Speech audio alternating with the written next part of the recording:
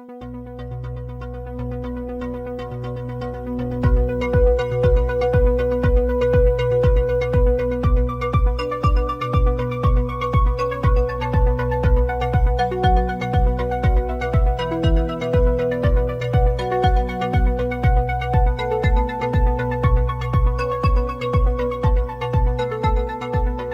arquitectura de las ideas y todo lo que está detrás. El podcast que trata de los temas que están detrás del diseño.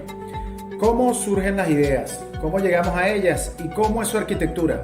Todo esto a continuación. Quien les habla, Moisés Ágreda y César Figueroa. Episodio 42. Hoy volvemos a dar una oportunidad a lo académico y a los recién egresados, enfocados en lo que se produce en la universidad. Trataremos una tesis de innovación. Conversaremos con los nobles arquitectos Giulia Bianchi y Luis Morillo, quienes nos contarán acerca de su tema de grado, la plataforma de utilidades alternas. Hablaremos de ello y, como siempre, Moisés, de lo que está detrás. Plataformas de utilidades alternas. Es un trabajo de grado del 2019 de la Universidad Central de Venezuela, Facultad de Arquitectura y Urbanismo, de la Unidad Docente Extramuros de Barquisimeto, tutoriado por el profesor César Figueroa, y ubicado en Barquisimeto, por supuesto. Barquisimeto produce un aproximado de 21 toneladas de residuos sólidos urbanos al mes, donde el 34% son eliminados erróneamente y solo el 4% es procesado por empresas recicladoras. Se plantea entonces un nuevo modelo de negocio, una intervención urbana y arquitectónica para la recolección y tratamiento de residuos sólidos urbanos.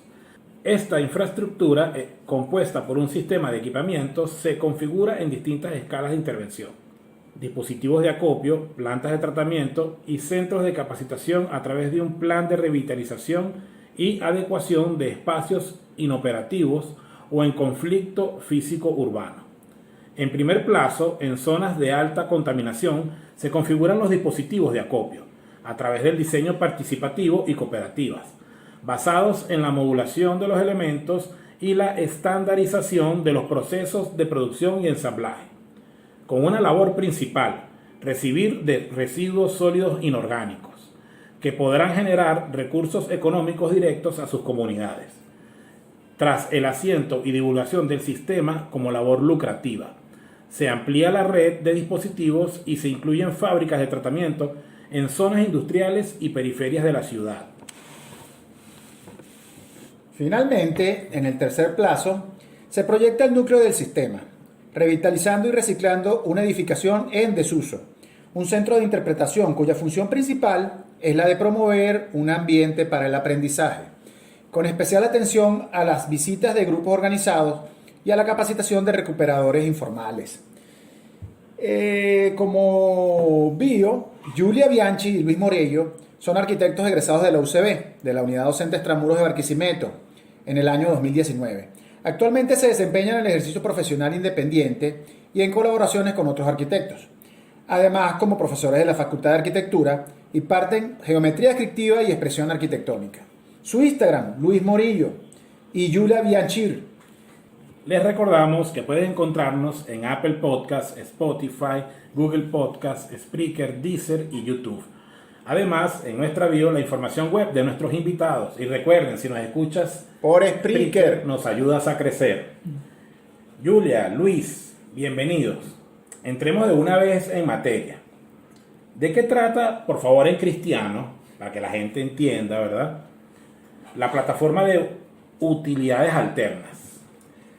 Bueno, primero que nada, César, Moisés, muchas gracias por la invitación. Soy seguidor del podcast y es un agrado poder compartir con ustedes.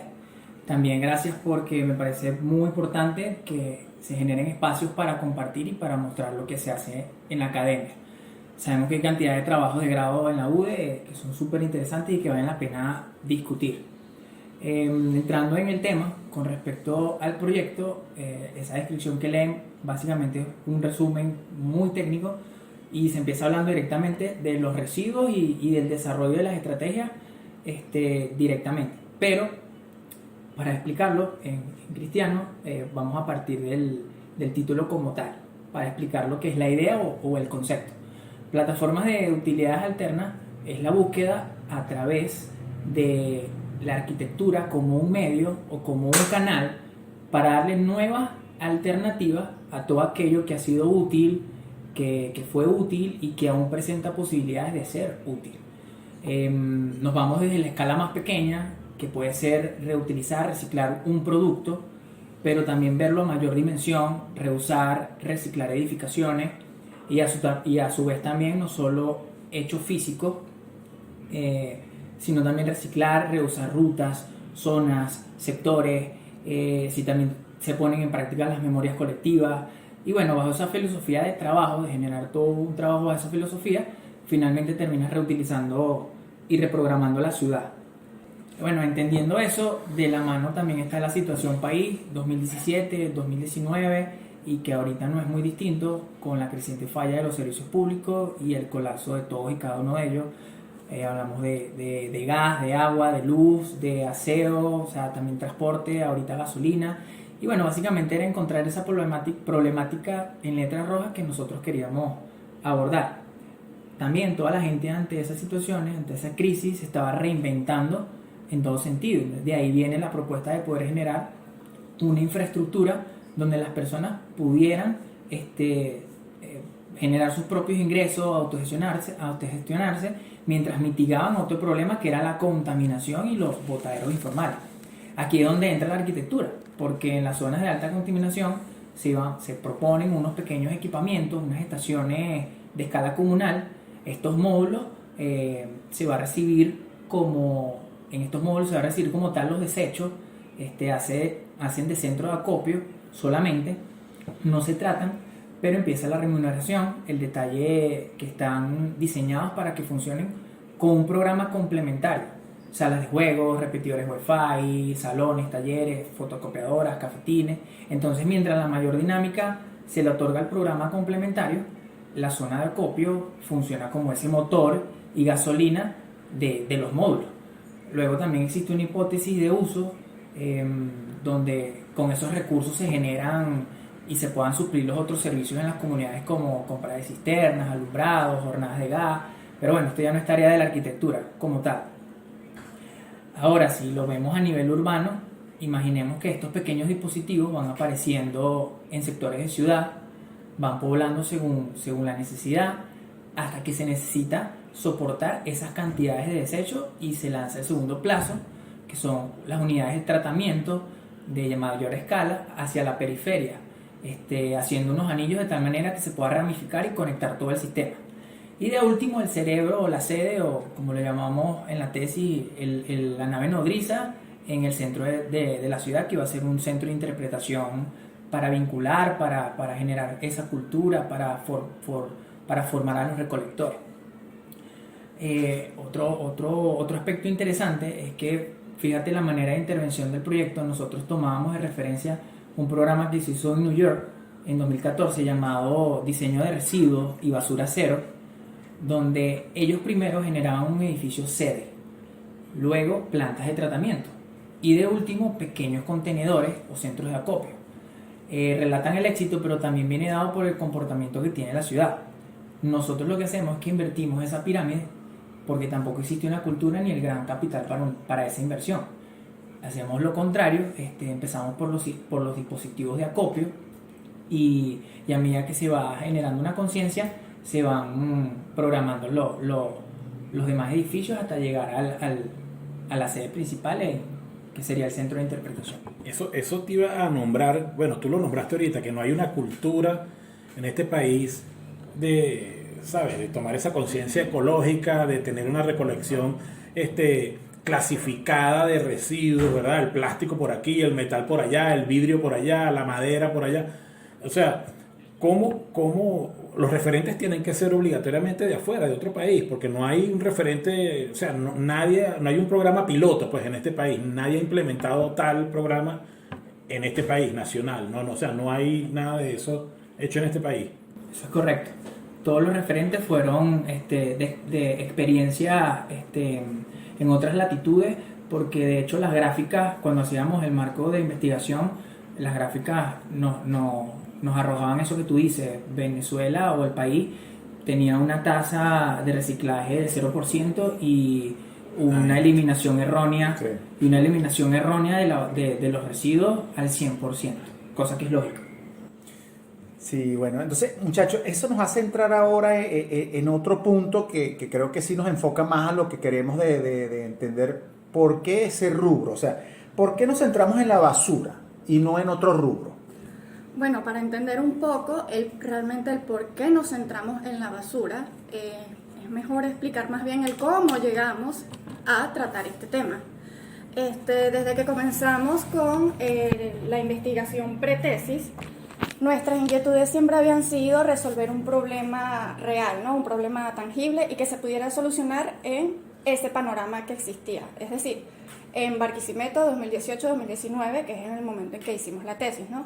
Entonces fuimos indagando en cuáles eran los problemas que más afectaban a la ciudad, a la sociedad, al día, el desarrollo de cada una de las actividades y las dinámicas que se debe tener, ¿no? Entonces, no es secreto para nadie que siempre los servicios básicos van a ser la parte en que más afecta el desarrollo de unas dinámicas correctas dentro de una ciudad, para los trabajadores, para los servicios como tal, transporte, etc. Entonces fuimos investigando poco a poco en cada uno de estos servicios, agua, luz, el aseo, el gas, el transporte, y fuimos evaluando realmente cuál era el que podíamos solucionar en ese momento. Entonces, poco a poco, a medida que fuimos paseando por cada uno de ellos, nos dimos cuenta que, por ejemplo, la luz, cómo generamos luz, realmente no es tan fácil generar suficiente electricidad para soportar cierta deficiencia. De igual manera con el agua,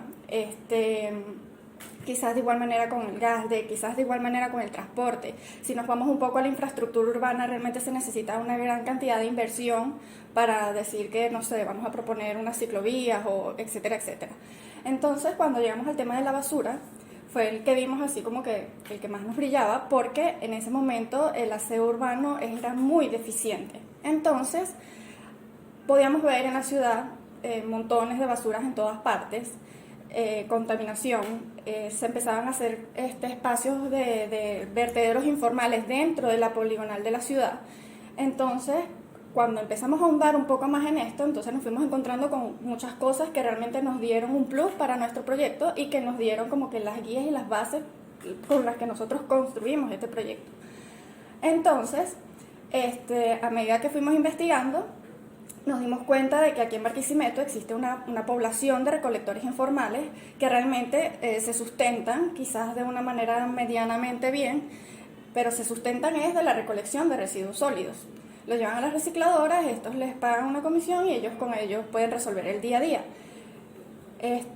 Nos investigamos y resulta que a veces hasta en las recicladoras a veces se hacían colas de recolectores que llevaban cantidades y cantidades de plástico, cartón, papel, etc.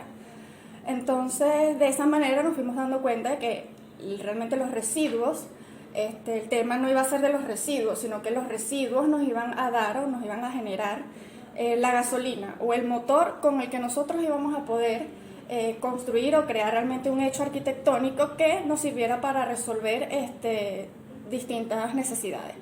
Entonces, de esta manera, a medida que fuimos hablando de la basura y la vimos como eso, como un motor o como una gasolina, la fuimos enfocando en qué manera la basura podía trabajar en función de todo esto. Entonces ella se recolectaba, empezábamos a atacar distintos espacios que hablábamos de los focos, ¿no? Entonces empezábamos a tratar también un tema más a profundidad de lo, como decía mi compañero actualmente, lo que se reutiliza, cómo reutilizar las cosas o lo que está en desuso, cómo lo volvemos a utilizar. Entonces fuimos también atacando un poco lo que es la arquitectura en la ciudad. Estos espacios que están sin uso, estos espacios que o tienen un uso inadecuado, están en conflicto, están abandonados, entonces pues empezamos a atacar todas estas edificaciones y espacios y así de esta manera también podíamos darle un plus a la ciudad, que era hacer como una pequeña red o un sistema que tuviera que ver con los residuos y todo este tema, que se pudiera solapar y funcionar al mismo tiempo con el resto de los sistemas de la ciudad, ¿no? Sin entorpecer ninguno de ellos ni depender de ninguno de ellos.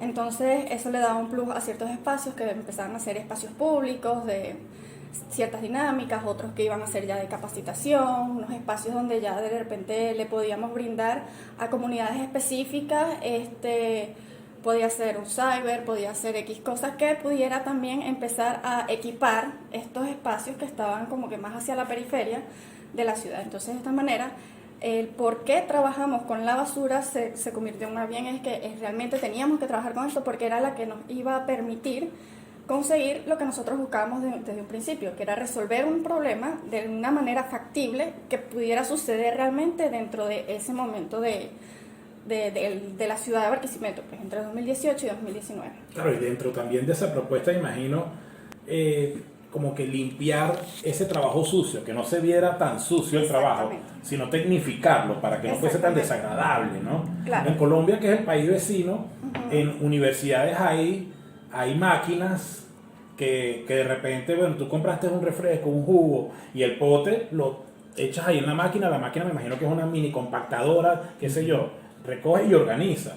Es una manera, ¿no? Exacto. Claro, pero también había algo bien interesante que ellos planteaban, o que ellos se dieron cuenta con la investigación, que fue el tema de que primero se transparentó ese problema. Y al transparentarlo, pasa algo muy interesante, que es que se dieron cuenta que era un hecho rentable. Exacto. O sea, había gente que se sentía mal porque los miraban como que, ellos reciclan, pero resulta que eran unos tipos que mantenían su familia. Claro, incluso... O sea, era un negocio. Ahora que esto que acaba de decir César, bueno, fue su tutor de tesis, está más que ducho en la materia. ¿Por qué es tan difícil hablar públicamente sobre este tema? ¿Y cómo nos beneficiaría hacer más transparente este tipo de trabajo? Porque... Exacto. Bueno, retomando lo que decía César, de que nos dimos cuenta de que es un hecho rentable y que esta gente mantenía su familia, nos dimos cuenta ya cuando estudiamos a los recolectores y cuando estuvimos en contacto con ellos en primer lugar, porque al final en la ciudad de Barquisimeto quienes más sabían de reciclaje eran ellos. Entonces ellos sabían exactamente los puntos donde podían conseguir más cartón o más plástico, incluso ellos tenían rutas específicas por donde pasaban para conseguir la mayor cantidad de plástico que necesitaban para el día. Entonces ellos realmente nos ayudaron mucho a entender muchas cosas de ese tema. Entonces cuando nosotros hablamos con ellos nos dimos cuenta que no solamente eran gente de muy bajos recursos, que lo hacían porque no tenían más nada que hacer o no sabían más nada que hacer, sino que había una pequeña población de profesionales incluso que estaban preocupados por el medio ambiente y lo hacían como un extra o simplemente con eso, por sentir que ayudaban a algo. Entonces, realmente, ¿por qué es un problema hablar de este tema? Es exactamente por eso, porque realmente no hay una cultura o no hay un aprendizaje desde la infancia, por ejemplo, en todos los niveles académicos. Realmente el tema del reutilizar, el reciclaje es vagamente tocado. O sea, hagan un disfraz de materiales reciclables y van, compran papel para hacer el material. Realmente no se está reutilizando, están comprando materiales para hacer el disfraz. Entonces realmente no existe una cultura. Por eso se hace difícil, no es que sea un tema muy difícil de hablar, es un tema que es muy difícil hacer llegar y entender a las personas. Entonces, quienes más tienen receptividad en este tema es quien realmente le ven una parte lucrativa. O sea, si nosotros les exponíamos a todos estos recolectores en una situación hipotética, si esto se llegara a dar, y ellos decían, sí, yo sí trabajaría de eso, yo sí iría, yo sí me capacitaría, pero, ¿qué pasa? No todo el mundo lo está viendo de esa manera, porque no hay una cultura de reciclaje, de clasificación. Entonces la gente ve la basura, la gente la basura la ve como un desecho, como algo que huele mal, algo que se ve feo. Realmente no ven la parte, digamos, que tiene potencial en todo eso. Entonces, con este proyecto, la idea era también hacer que fuera transparente. Si hacemos que esto sea más transparente, que cualquier persona, desde que compramos algo y lo volvemos algo un desecho, puedan entender que si nada más clasificándolo, realmente la basura deja de ser algo feo. Nada más cuando uno clasifica lo que es orgánico y lo que es inorgánico, ya la basura realmente cambia increíblemente. Cuando uno separa el plástico y lo deja el plástico aparte, el plástico no va a generar olor, no va a generar, no se va a ver mal, pues. Claro. Entonces es importante, o sería importante realmente hacer entender esto a todas las personas, al hacerlo transparente, haciéndoles entender que realmente todo comienza en la clasificación. Más allá de que cuando terminemos de desechar las cosas se quieran reutilizar para algo, no, realmente el problema empieza antes. Entonces una manera de hacerlo transparente es entender que desde un principio, o sea, el problema no es al final, sino que el problema se genera a partir de que tú compras algo y lo botas y lo desechas de manera inadecuada. Todo comienza en el individuo. Exactamente. Eso fue una de las cosas que entendimos y eso lo puedes llevar a cualquier caso. O sea, la cosa comienza por el individuo y si el individuo asume eso para el tratamiento primario, el colectivo se beneficia. Exactamente. O sea, no es opacar al individuo, sino que el individuo cumple unas funciones al colectivo, a la ciudadanía y a la ciudad. Y se genera una interdependencia, Que era uno de los puntos que hablábamos, no era el punto nada más de la independencia, sino la interdependencia. Sí, pero ahí yo creo que entonces habría que demostrarle al colectivo, habría que o sea, hacer algún tipo, sí, como de demostración, mira, estos son los beneficios, o aquí en este sector se aplicó y mira los beneficios que tuvo esta gente. O sea, ir como por parte, porque de buenas a primeras no creo que sea tan fácil digerir esa No, información. pero empieza, mira Moisés, yo antes andaba como un loco. Antes andaba como un loco. Okay. Quería que la gente no botara basura y le reclamaba a la gente que botaba basura. Ese no es el camino, empieza por ti. El punto que exponía antes era que empieza por uno. O sea, yo no boto basura, yo me la meto al bolsillo. Entonces, yo sé que ya yo no contribuyo, ¿entiendes? Y entonces si yo clasifico, se va pasando eso. Y eso empieza por los niños. En la escuela tiene que haber eso. Yo creo que hay planes de eso. El tema es que no se ven de manera... Sí, no porque a mí son- lo que me pareció más interesante de lo que descubren los muchachos es el tema de la oportunidad de negocio. Yo creo que ahí está el gancho. Y la oportunidad de beneficio y la oportunidad de sistema. Porque era todo un sistema y que de una manera... O sea, es más fácil que tú le veas algo bueno a la basura si te genera otras cosas, otros beneficios. Por lo menos lo que ellos planteaban de meter un programa alterno, o sea, si yo a través de un sistema de basura obtengo una sala de lectura, es muy distinto mi visión. Si no, a la gente no le interesa. Claro, El tema es un tema de interés. exacto.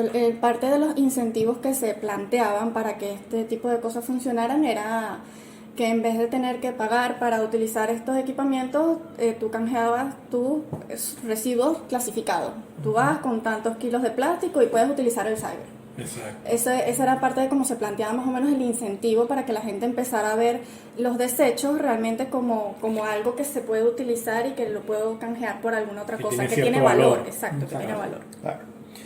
Bueno, ahora pasemos a otro punto. Luego de casi 3 años de la entrega de este trabajo, han pasado ya casi 3 años, ¿dónde ven ahora este tipo de propuestas? ¿Han usado este trabajo para otras finalidades, otros contextos? ¿Cuál sería la importancia de este tipo de temas? Que este tipo de temas estén presentes en los trabajos académicos de fin de grado, muchachos, viéndolo ahora como profesionales. Ok. Fíjate, este tipo de propuesta y la propuesta en sí sigue vigente y, como estamos hablando, es sumamente necesaria, ahora más que nunca, porque aún así, aunque mejoren los servicios públicos, que eso es un detalle, o que los servicios de recolección mejoren, aunque ya no veamos gente comiendo basura en la calle como lo veíamos en 2016-2017, el tratamiento final o la disposición final que le damos a estos residuos sigue siendo errónea, ¿verdad? Entonces, como decíamos al principio, que dentro de la gráfica mundial, Venezuela está dentro de los países que tienen la tasa de reciclaje menor, y mientras que la eliminación errónea, que quemar basura, incinerar basura, llega al 100%, nos lleva a una tremenda huella ecológica. Otra cosa es que cada vez a nivel mundial este tipo de ejercicio se está replicando, porque se ha convertido en una necesidad. Nosotros en el proyecto hicimos un collage, era como un pronóstico gráfico donde colocábamos edificaciones de gran valor arquitectónico, pero a sus alrededores todo el contexto era un caos de contaminación, como para advertir cuáles eran las nuevas competencias de la arquitectura, como lo habla Kevin Lynch en Echar a Perder, otro libro que nos sirvió de referencia. Entonces, como 5 meses después, vemos una publicación de Nat Geo donde el collage estaba hecho realidad, en una imponente iglesia en Filipinas, de fondo con un hermoso, de fondo así hermosa, pero alrededor toda la bahía repleta de desechos y con niños y con adultos recolectores. Así como también hace poco veíamos una publicación de un módulo pescador de basura en Camerún, similar a un prototipo que diseñamos en el proyecto, que compartían como que las mismas directrices. Entonces, con eso podemos ver y se puede comprobar las necesidades que están surgiendo estas tipologías y todos estos ejercicios a nivel mundial. En cuanto a la finalidad que se le da al trabajo, no se le han hecho, no se ha extrapolado a otros contextos más que los que acabamos de mencionar. A nivel de publicación, bueno, se contó con la dicha de que quedara registrado como un artículo en plataforma de arquitectura. Es un honor importante para nosotros porque sirve de referencia para otros trabajos y para seguir ampliando el marco de la investigación. Y con respecto a la última parte, la importancia que tiene este tipo de temas y que estén presentes en la academia, es porque empezamos a entender las problemáticas reales y los alcances limitados que teníamos para darle solución a ese tema. Pero eso también va a depender de la postura que se le den a estos proyectos al final de la carrera. Nosotros, al empezar a definir cuál debía ser la visión del proyecto, decidimos categóricamente que no se iba a proyectar en base a una ciudad o una Venezuela para cuando todo esté mejor, o que no íbamos a esperar a esa prosperidad que todo el mundo desea, sino desarrollar el ejercicio en las condiciones hostiles que presentaba el momento. Muy bien, muy bien. Bueno, luego de graduado y en pleno ejercicio laboral, ¿cómo ha sido ese choque con el mundo real, con la calle, con lo laboral? O sea, ¿cuál sería la principal diferencia de estos procesos para ustedes? Lo laboral y lo académico. ¿Cuál sería esa principal diferencia? Bueno, en la última pregunta hablábamos de que estábamos buscando problemáticas en letras rojas y otorgar soluciones en base a una realidad, en base a esas limitaciones que teníamos, a los alcances. Como opinión y experiencia, bueno, siguiendo el hilo con lo que veníamos diciendo, al encontrar esa problemática en líneas rojas que queríamos atacar, también pensábamos en dar soluciones que tuvieran los alcances o entender las limitaciones que existían. Tomamos de referencia eso de cómo ha sido ese choque con el mundo real, ya que a veces en la universidad o en la academia se tratan temas muy utópicas o con soluciones que no pueden ser alcanzadas. Uno de esos primeros choques y como diferente también diría el tema de la realidad, ya que ahorita por lo menos en lo laboral no hay maquetas de cartón, los niveles de compromiso son mayores, no puedes engañar y bueno, diría tampoco se pueden dejar cabos sueltos. Aparte de eso, el factor presupuesto. En la academia tenemos unas limitantes espaciales, climáticas, o sea, en los ejercicios te colocan limitantes espaciales, climáticas, situacionales, pero ya cuando cuando sales a la calle viene otra limitante, con el proceso laboral llega una de las más determinantes que siguen es todas esas, pero se le suma una que es la del presupuesto, la más importante, y esa es la más determinante, correcto. Muy bien. También yo creo que otra parte de ese choque entre lo que era lo académico y lo profesional es que el profesor, uno tenía un profesor, un tutor, ¿no?, que te guiaba en pro de que el proyecto saliera o la idea saliera lo mejor posible, ¿no? Ellos te iban guiando y te iban instruyendo. Cuando sales a la calle realmente no está ese apoyo, tienes un cliente y este cliente, bueno, no hay una materia que se llame cliente en la universidad, entonces los clientes son muy diversos, pueden ser muy diferentes, entonces eso también resulta ser un choque. Entonces, ¿cómo tú logras desarrollar toda una idea o un proceso de la mejor manera posible, sin esta guía que antes tenías, que ahora ya no la tienes, con alguien que a veces te dice sí, no, puede ser, tal vez, a veces responde, a veces no responde? Entonces, realmente, el cómo tratar a un cliente o el cómo comunicarse a un cliente o cómo llevar un proyecto de la mano con un cliente, realmente esa parte también es muy importante saber manejar a un cliente, y realmente en la parte académica eso nosotros éramos nuestro propio cliente, entonces eso puede llegar a ser también un poco de conflictivo. doble filo. Un choque. La mayoría de las universidades no te enseñan a cómo cobrar tu trabajo, a pesar de que existe un tabulador. Acá en el país es muy diverso el tema de los honorarios en la arquitectura, entonces eso es uno de los primeros encuentros complicados que tuvimos al salir a lo laboral y más aún si aspiras a una independencia. Segundo, el tema de cómo lograr entender al cliente lo que vale tu trabajo como Eso tal. es un tema tabú, el tema de los honorarios Sí. en arquitectura, porque nadie... O sea, Pero ahí- cuesta, ese tema cuesta. ¿Por qué cuesta ese tema? Porque la universidad, yo creo que se ha visto es como se ha enfrascado mucho, bueno, o el paradigma que la monta es un paradigma que se basa como en una cruzada de lo que es la arquitectura, más allá de el tocar tierra con muchas cosas. Y tú sabes que también me he cruzado con gente en la calle que de repente te dice que el mercado se está comportando de X manera. O sea, pretenden que los honorarios también vayan con esa parte, ¿sabes? Como comerciantes también, o sea, comercializar la arquitectura. Porque Ciertamente. te dicen, mira, pero en la calle se está moviendo otro precio, ¿cómo vas a cobrar eso? O sea, hay Ciertamente. unos tabuladores, hay unos honorarios. Pero para que hay unos precios, pero Ajá. entonces ahí está la inteligencia de uno cuando empieza a ver los problemas como oportunidades para también el planteamiento hacia el cliente, porque una de las cosas que ahorita ellos acaban de decir que me parece importante es el tema de la empatía con el cliente, ponerse en los zapatos del cliente, el tema de entender a ese cliente, pero ellos cuando tú ves ese tipo de entendimiento y encuentro con el cliente, también lo puedes tener como asesoría con el profesional. El tema es que a nosotros nos crían todavía como un hecho que no es interdependiente. Por eso la importancia de que llegáramos al punto de que se buscaba que hubiese un tema de interdependencia entre el problema y los usuarios y la realidad.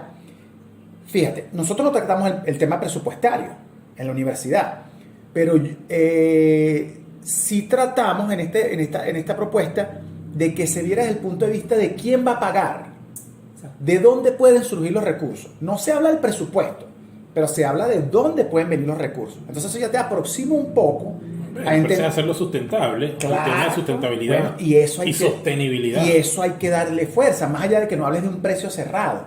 A eso hay que darle fuerza. E inclusive yo les diría, esto ya en el plano profesional, ahora los muchachos, que ellos sacan este punto que es muy importante, el de que uno sale ahora a la calle y ya no tiene ese tutor o ese asesor. Pues eso la universidad de repente no está viendo que ahí hay una oportunidad de negocios. De repente nosotros como arquitectos podríamos asesorar a un arquitecto que tiene un problema. Exacto. Asesorar a un arquitecto que tiene un proyecto que de repente es complejo. Mira, ¿cómo lo ves tú? Y eso también es un nicho de trabajo. Nosotros podemos asesorar porque ocurre en otros lugares. Lo que pasa es que eso no está transparentado en la universidad, pero lo hablamos con Billy y con Oscar Aceves la vez pasada. Hay arquitectos Para arquitectos. para arquitectos. Claro. Hay oficinas en otros lados donde es un proyecto muy complejo, llaman a la academia para que los profesores asesoren y se aproximen al fin o imagen objetivo que necesita solucionar ese problema. Pero es que te digo, inclusive, bueno, es que eso se ve, ya hay arquitectos que te llaman para que le resuelvas parte del proyecto y ellos resuelven otras cosas. Claro, O sea, pero hay y que ahí se conforma un formalizarlo. equipo. Pero hay que formalizarlo, porque no se ve como una oportunidad de negocio, sino que se ve como que, ¿qué crees tú? Exacto. No, ¿qué crees tú? No, esto es una cuestión seria y yo te puedo ayudar y deberían haber unos honorarios para eso. El Claro. mercado está banalizado, el mercado de los arquitectos. Está Demasiado. muy banalizado, pero se puede enrumbar si empezamos a manejarnos claramente sobre los beneficios que damos. ¿Entiendes? Bueno, muchachos, finalmente, esto ha estado muy bueno. Julia y Luis son colegas de la universidad, son colegas de nosotros como tal. ¿Cómo ha sido? Quisiera que habláramos un poquito de la realidad actual. ¿Cómo ha sido este semestre para ustedes en lo referente a la distancia, al tema online? ¿Cómo ven este panorama de las clases a distancia? Bueno, el tema online, desde mi experiencia con este semestre, llegó a ser muy práctico en muchos aspectos. Yo diría que hasta divertido y estimulante si uno se lo disfruta por ese lado nuevo. Bueno, al principio trasladar todo lo que fue la data y la metodología a una plataforma digital tiene su trabajo, pero bueno, ese es el compromiso que uno asume. Luego sí vienen algunos aspectos más complicados que se diferencian según la materia que cada quien esté impartiendo. Si estás por lo menos dando dibujo arquitectónico, pues específicamente un dibujo que lo indica la academia que debe ser a mano, a juro necesita ser evaluado de manera presencial, tipo buzón, o sea, se hicieron algunas estrategias. Pero entonces nosotros mismos dejamos algunas preguntas, como realmente hay materias que pueden ser totalmente online, porque impartir la teoría a través de ese medio es chévere, o sea, a mí me pareció estable, pero cuando llegamos a la parte de la comprobación es donde encontrábamos esos problemas.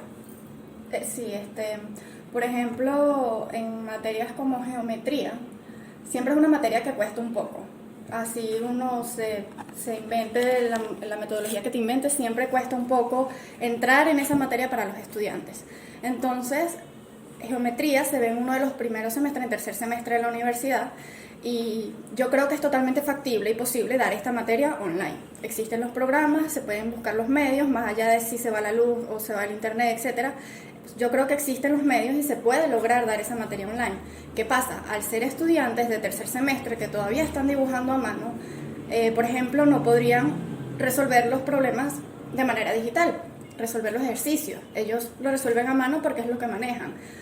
Por ejemplo, no están aprendiendo o manejan muy vagamente el AutoCAD como para yo exigirles que dibujen o que logren algo de manera digital para yo evaluarlos, por ejemplo. Entonces eso realmente se presentó como un problema de que muy pocos estudiantes realmente medio manejaban el AutoCAD, los demás no lo sabían. Entonces eso es lo que se vuelve complicado. Realmente no es el tema de dar la materia online, es el hecho de que existan las herramientas o que los estudiantes manejen lo necesario para poder ver esa materia online. Yo creo que más que si es a distancia cerca o lo que se evalúe en sí, yo creo que hay muchas cosas que se pueden adaptar y pueden evolucionar si se siguen dando materias de manera online, pero se le debería brindar al estudiante o exigir al estudiante ciertas herramientas para que ellos puedan realmente cumplir con esa materia. Yo creo que eso se ve muy afectado en varias materias de este semestre. Yo creo que estamos cachorros Sí. en todo. Estamos empezando la carrera ya online, que ese sería el panorama que yo creo que doy como opinión. ¿Cuál es el panorama? ¿Cómo es este panorama de clases a distancia? Creo que no hay ninguna carrera o ninguna universidad que te gradúe totalmente online en la cátedra de arquitectura como tal. Entonces por eso creo que, o sea, empezamos a enrumbarnos a ver cómo nos vamos ajustando a estas nuevas medidas. O sea, que ustedes lo ven como que estamos en un pleno descubrimiento, pues. O sea, Sí, estamos en un ensayo y ensayo de error, una exploración. Ensayo y error, claro. Sí. Sobre ese punto yo les digo, yo tengo y lo discutimos mucho, Moisés y yo, y lo discutimos con otros colegas. El punto que yo veo ahí es que el dibujo en CAD todavía es una traslación de, cuando se maneja en 2D, todavía hay una traslación de lo que yo dibujo en planta a lo que yo dibujo de repente en una sección, en una fachada, y todavía hay una construcción. Proyectas. El tema es la proyección. Ya estamos entrando en un lenguaje técnico que de repente se sale un poquito de lo común y lo ordinario, pero el tema está cuando se pasa a otro tipo de herramientas que ya me pueden brindar esa información. El tema está en cómo estas herramientas construyen las capacidades y desempeños cerebrales de los estudiantes. ¿Qué herramientas se pierden cuando lo manejamos digital y qué herramientas se ganan con lo analógico? Yo creo que si podemos sondear esas cosas, podemos decir esto no se usa más y se sigue usando esto, pero yo creo que cuando uno se va con que si esto es bueno o es malo, no crece tanto el descubrimiento, porque con todo eso el método de aproximación sigue siendo el dibujo a mano. Exacto, a eso iba. Yo creo que sí debería hacerse énfasis en los croquis, en los sketches, en ese boceto primario, en ese boceto que es la idea principal y en ese desarrollo de ese boceto, y luego pasar a limpio con estos programas.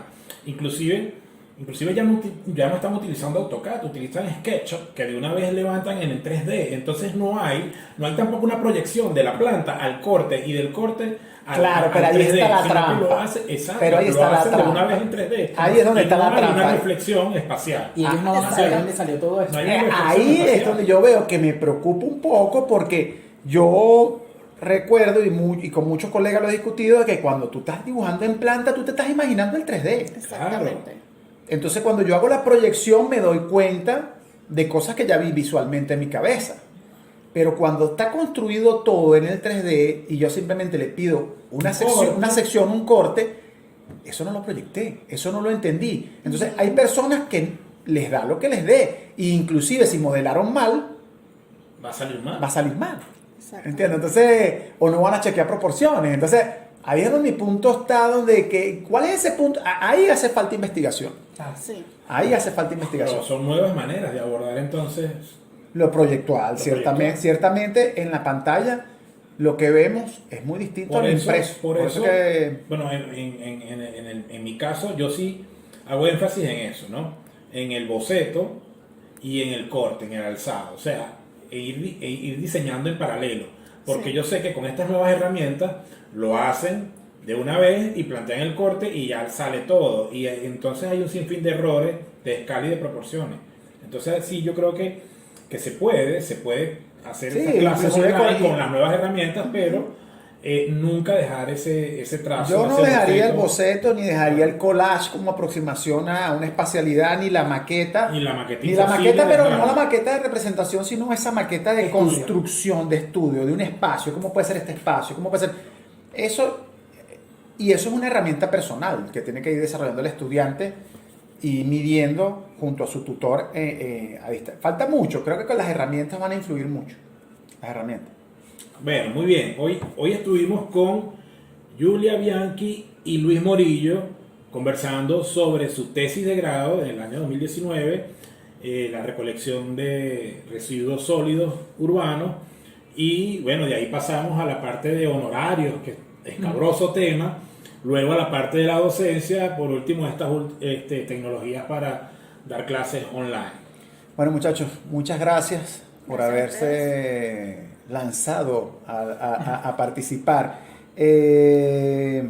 Aquí se vale repetir, en cualquier otro momento también pueden participar cuando tengamos un tema de discusión o otra cosa. Y lo importante, señores, es que entiendan que estos temas de tesis los traemos a percolación porque queremos que la universidad tenga una visión más activa en la sociedad, en la calle y como ventana también al programa, pues, o sea, de que lo que se hace en la universidad no se queda ahí, que tiene que salir a la calle y tiene que ser... Eso de proyección, sí, hay que proyectar. Hay que proyectar y a la son universidad. temas de discusión reales, no es irreal.